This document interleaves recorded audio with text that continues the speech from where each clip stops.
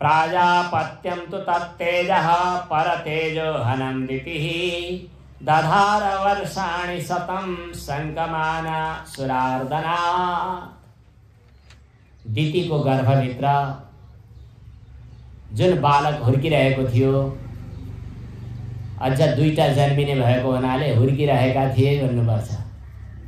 100औं वर्षसम्म गर्भमा धारण गरेर राखिन् तिनले। 100औं वर्षपछि बल्ल उनीहरूको जन्म भयो भनिएको छ। तिनीहरू को थिए त भन्दा भगवानका नित्य सेवक जय र विजय थिए। भगवान नारायण कहाँ बस्नुहुन्छ? वैकुण्ठमा। हजुरहरूले त्यही सुन्नुभएको छैन? वैकुण्ठ भनेको एउटा दिव्य लोक, ब्रह्मादि देवताहरूको लोक भन्दा पनि माथि रहेको दिव्य लोक, जहाँ भगवान नारायण नित्य विराजमान हुनुहुन्छ लक्ष्मीजी सहित भएर। एक दिनको कुरा हो, लक्ष्मीजी त अलि चञ्चले हुनुहुन्छ, यता यता दौडेर हजुरहरूका खल्तीमा पनि मल्याक मुलुक गर्दै एकछिनका लागि आउनुहुन्छ अनि तरफुत्त भाग्नुहुन्छ। त्यसैले लक्ष्मीको नाम चला पनि भनिन्छ।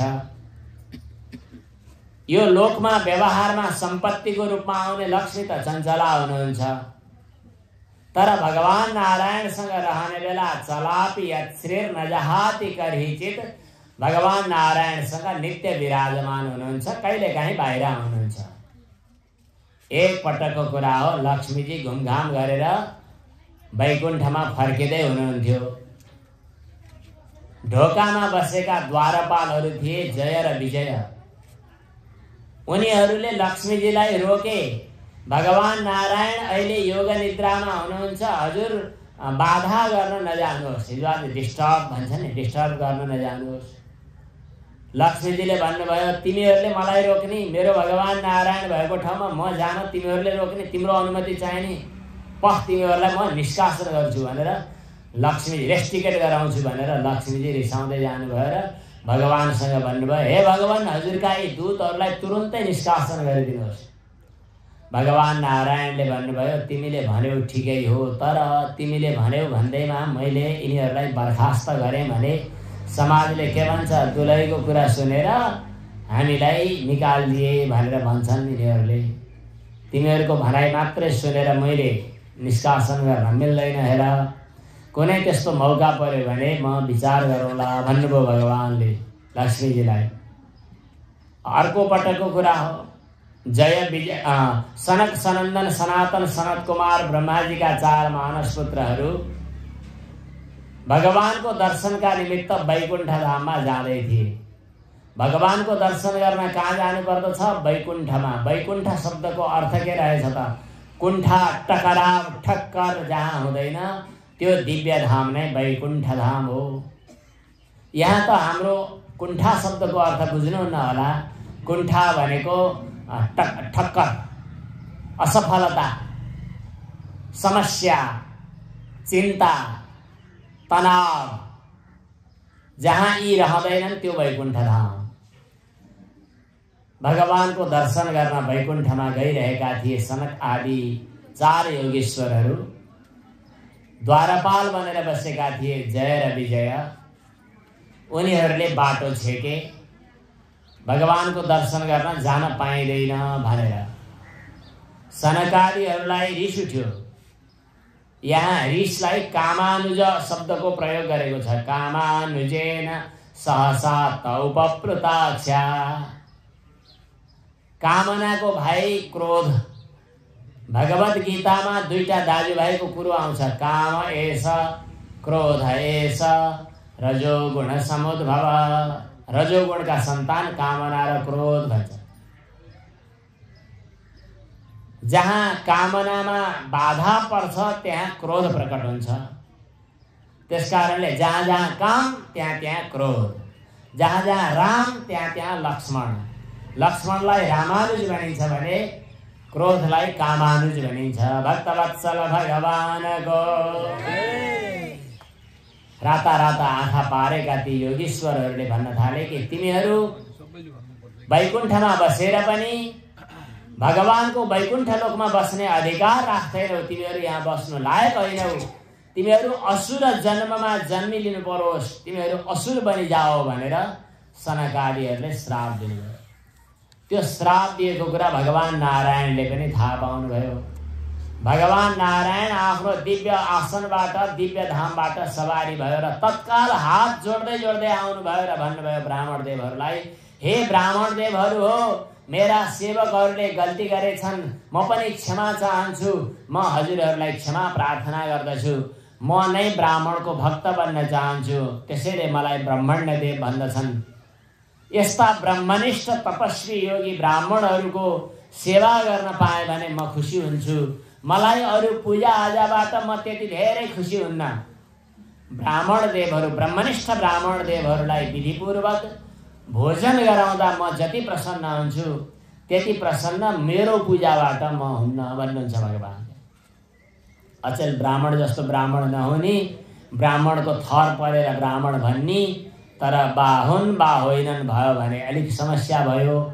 अब यस सन्दर्भमा ब्राह्मणको महिमा गायो भने आफ्नो थर परेर गायो होला भन्लान् मान्छेले, तर ब्राह्मण हुन सजिलो त छैन।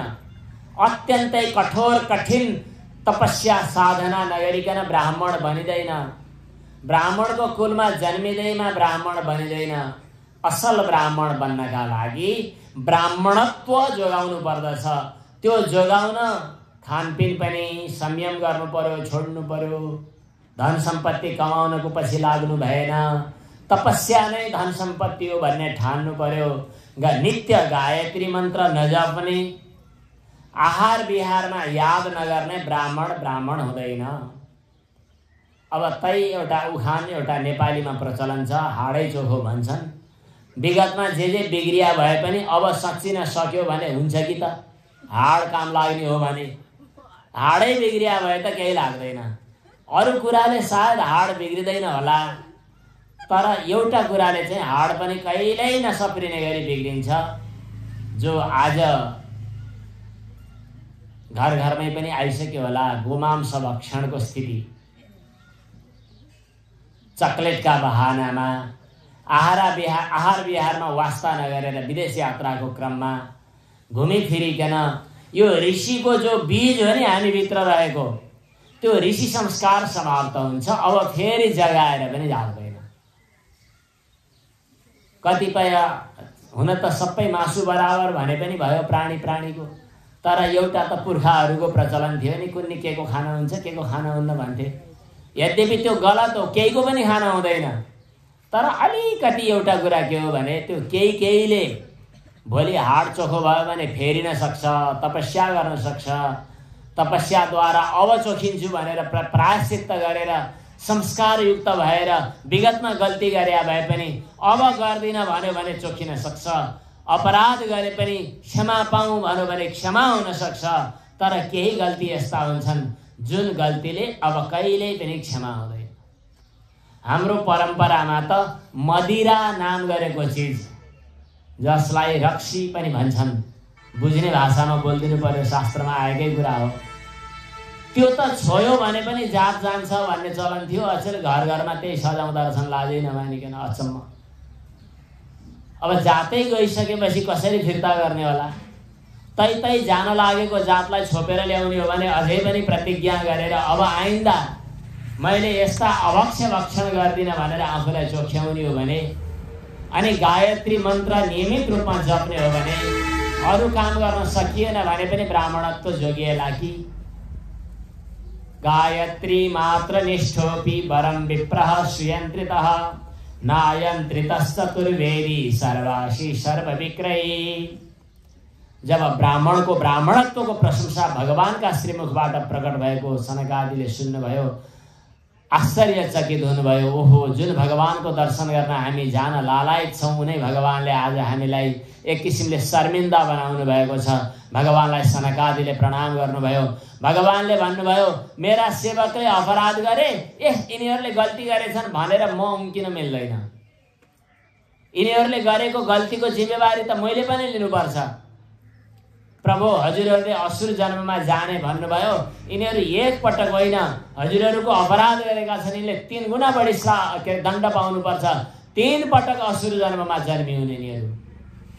बरु मैले पनि त्यो दण्ड भोग्न तयार छु, म पनि पृथ्वी तलमा जन्म लिनेछु, भगवानले आज्ञा गर्नुभयो। तिनै जय र विजय जो थिए 3 जन्मसम्म असुर बनेर जन्मिए। हाम्रो जीवनमा असुर भनेको के रहेछ त? असुर भनेको असुसु रमन्ते इति असुराः, असु भनेको प्राण हो। अब यो कुरा बुझ्न सकिएला कि हाम्रा शरीरमा हजुरहरूले कतिवटा कपडा लगाउनु भएको छ? जाडाका समयमा 5वटा लगाउनुहुन्छ। भित्र एउटा गन्जी, बाहिर अर्को, त्यहाँ बाहिर अर्को, त्यहाँ बाहिर अर्को, 5वटा खोल बोकेर। हजुर हामीहरू 5वटा खोल बोकेर 5वटा कपडा लगाएर हिँडेका रहेछौँ। के बाहिरको एउटा खोल अन्नमय कोश। अन्नमय कोश भनेको हाड छाला रगत मासुले बनेको यो हाम्रो शरीर रूपी एउटा कपडा खोल। त्यहाँभन्दा भित्र प्राणमय कोश, प्राण र कर्मेन्द्रियहरू। अनि त्यसपछि त्यहाँभन्दा भित्र मनोमय कोश, मन र कर्मेन्द्रियहरू, अनि ज्ञानेन्द्रिय पनि आउँछ। अनि त्यसपछि विज्ञानमय कोश, जहाँ बुद्धि र ज्ञानेन्द्रियहरू, अनि अज्ञानको कोश आवरण आनन्दमय कोश। त्यसमध्ये जो प्राणमय कोश, जहाँ इन्द्रियहरूको पनि संसार छ, त्यो प्राणमय कोश समेतको जो शरीर हो त्यसलाई, अथवा भनौँ हाम्रो यो बाहिरी शरीर, यो शरीरलाई चाहिँ असु अर्थात् प्राणमय कोश भनिन्छ। यसैमा रमाउने अर्थात् मखाउँ मलाउँ मै हुने खाने बनु भनेर यो शरीरलाई अहङ्कार गर्दै शरीरमय कोष भनौँ न, अब प्राणमय कोषमा रमाउने प्रवृत्ति जो हो त्यो असुर प्रवृत्ति हो। यो असुर प्रवृत्ति हुनुका 3टा खानदानहरू, 3टा तरिकाहरू रहेछन्। त्रिविधम नरकस्येदम द्वारम नाशनमात्मनः कामः क्रोधस्तथा लोभः। यी 3टा चाहिँ असुर जन्मका लक्षणहरू रहेछन्। त्यसैले 3 पटकसम्म ती जय विजयहरू असुर जन्ममा प्रकट भए भनियो। बाबाहरूलाई एकछिन नबोल्न भन्नु है त। भक्तवत्सल भगवानको प्रत्येकले के बोल्दै के सुन्दै के गर्दै थाहा पाइँदो रहेछ, यस्तो अचम्म छ। त्यसपछि 3टा छन् नि, एउटा कामना, एउटा क्रोध, एउटा लोभ। हिरण्याक्ष र हिरण्यकशिपु सर्वप्रथम लोभ प्रधान जन्ममा जन्मिए, त्यसैले यिनीहरू लोभी देखिन्छन्। हिरण्याक्ष जसले आँखामै सुन बोकेर हिँडेको छ, जे हेर्दा पनि कति सम्पत्ति कति सुन भनेर हेरिरहन्छ, हिरण्याक्ष। हिरण्यकशिपु त्यही विषयको भोगमा आसक्त छ, त्यसैले कशिपु शब्दको अर्थ हो सिरानी पलङ, हिरण्यकशिपु भयो। त्यसपछि दोस्रो जन्म छ रावण र कुम्भकर्णको। जुन रावण र कुम्भकर्णको जन्ममा चाहिँ काम प्रधान असुर योनि हो। कामना, सीताप्रतिको आसक्ति देखिन्छ, त्यो कामना प्रधान असुर जन्म भयो। अब तेस्रो चाहिँ क्रोध प्रधान असुर जन्म भयो।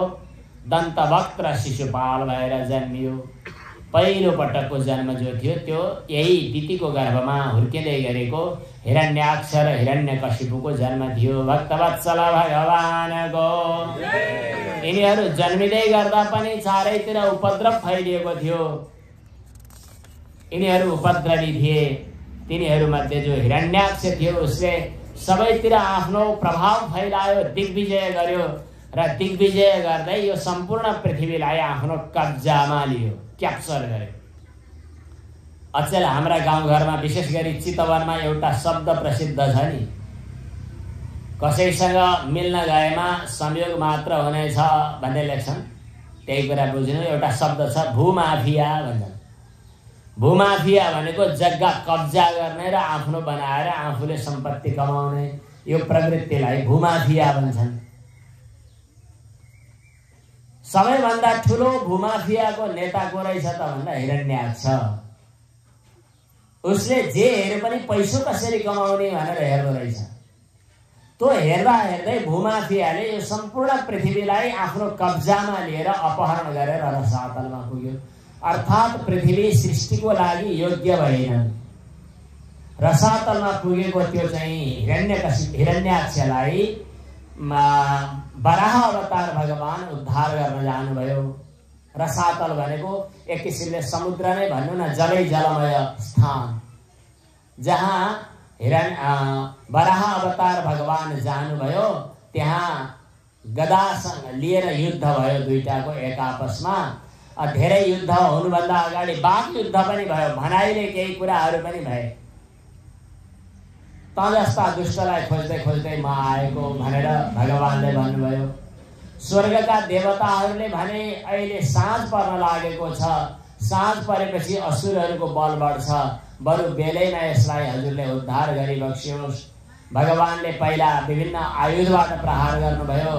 उसको आयुधहरू समाप्त भएपछि फेरि मुक्का मुक्काले प्रहार गर्नुभयो। यसरी विभिन्न ढङ्गले युद्ध गर्दै अन्त्यमा वराह अवतार भगवानले त्यो हिरण्याक्षलाई मारिदिनुभयो र हिरण्याक्ष उद्धार गर्नुभयो। हिरण्याक्ष उद्धारकारी भगवानको।